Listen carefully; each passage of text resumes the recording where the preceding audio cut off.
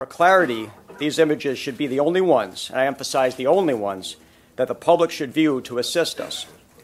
Other photos should not be deemed credible. The only photos the public views. Now, why would they say something like that? Is it because they don't want the public to get distracted? I mean, really, you've got how many people watching your broadcast, and you've got these two men. There's plenty of people that are going to help you and actually look for the suspects, which they should. I mean, we want to find who is responsible for this, but why would they make it a point in a national press conference to divert from some phantom images that they do not mention? Well, possibly because these are the images we're speaking of, and I'm going to be running through them and the articles that are associated with them, and a lot of them are from Infowars.com. They cannot claim that they're the ones who, first publicized these photos. 4chan, which is an offshoot of Reddit, I believe, it's kind of a hacker website, scoured through all of these photos a few days ago and compiled lists of possible suspects, people with bags, people that looked suspicious that weren't actually watching the marathon. And, well, they found some people who have already been deemed not suspects that have come forward and said, I am not a suspect. And then they had these pictures of these two gentlemen, to be specific. These guys sitting there wearing civilian undercover military outfit. Look at the brown BDU pants and the brown desert boots, the matching jackets. Look, talking on the cell phones at the same time, and gigantic black backpacks, similar to those backpacks that they said contained the bombs, or they said could have contained the bombs. And we've got more pictures here. This is after the scene. Looks like it could be some of those gentlemen just pictured, but definitely in the same uniform or the same identifying clothing, mulling around, probably helping. I'm sure they may be helping. These gentlemen rushing to the scene right after it. And then we've got this gentleman right here, which if you click the link below, there's a video of him. This is after the bombing, walking around waving a device, which some internet detectives have deemed it to be a radiation detector. I don't know, but the close-ups of it and the pictures of a radiation detector that you can find open-sourced look awfully similar.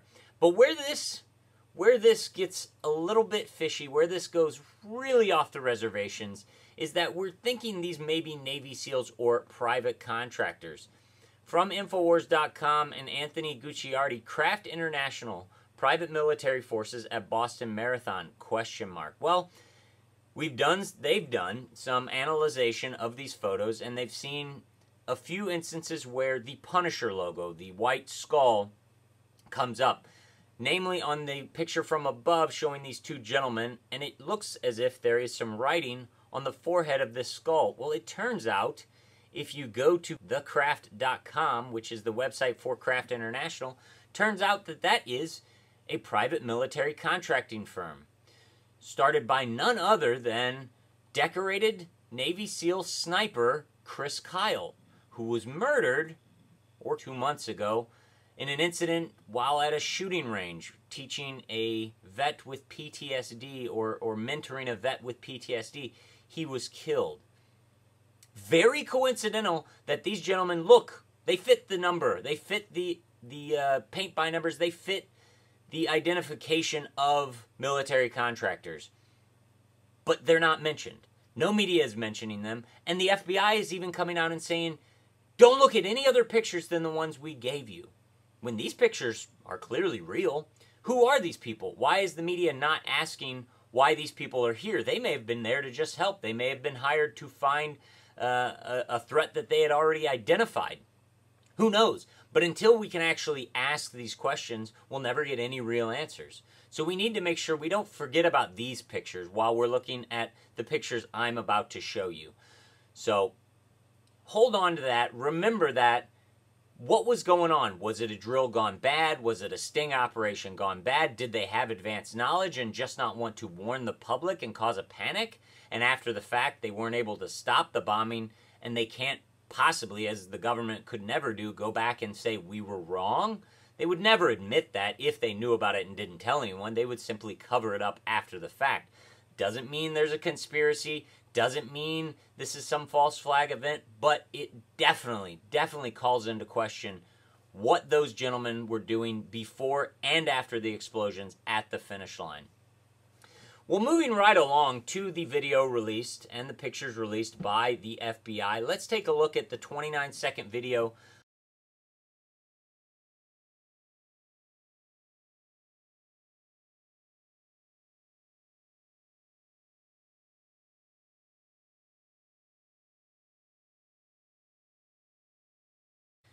So you've got one gentleman, appears to be white. I mean, he could be a different ethnicity. But the second gentleman, as we're going to look at the pictures flashing on your screen, clearly is a white person, a white male, and clearly looks to be youthful. He looks to be in his mid to low 20s, if not younger. They look like golfer types. One of them appears to be wearing a Bridgestone tire hat, which they make tires, but they also make golf equipment. The other one is wearing a hat backwards, carrying the backpack on one shoulder, walking very nonchalantly. He doesn't look like he is carrying a bomb, or he doesn't appear nervous. He doesn't appear anything like he might have an incendiary device strapped to his body. But these are the gentlemen that the FBI would like the public to help them to locate. They also say that they have surveillance of suspect number 2, which is the young gentleman with the white cap backwards, leaving his backpack in the vicinity of the second bomb site. They have not released that video as of yet, and they probably will not. And it's not a conspiracy. I don't believe if they're going to use it as evidence, they would want to hold back some evidence that could only come out in the trial to make it more damning and to make it more useful in a trial. But so we've got 2 gentlemen. They appear to be white, and that's who the FBI is looking for. No mention of the military contractors or Navy SEAL types walking around with large bulging backpacks, talking on walkie-talkies before and after the event, who look like they know what they're doing there, and they look like they're working, quite frankly. But no one's asking those questions.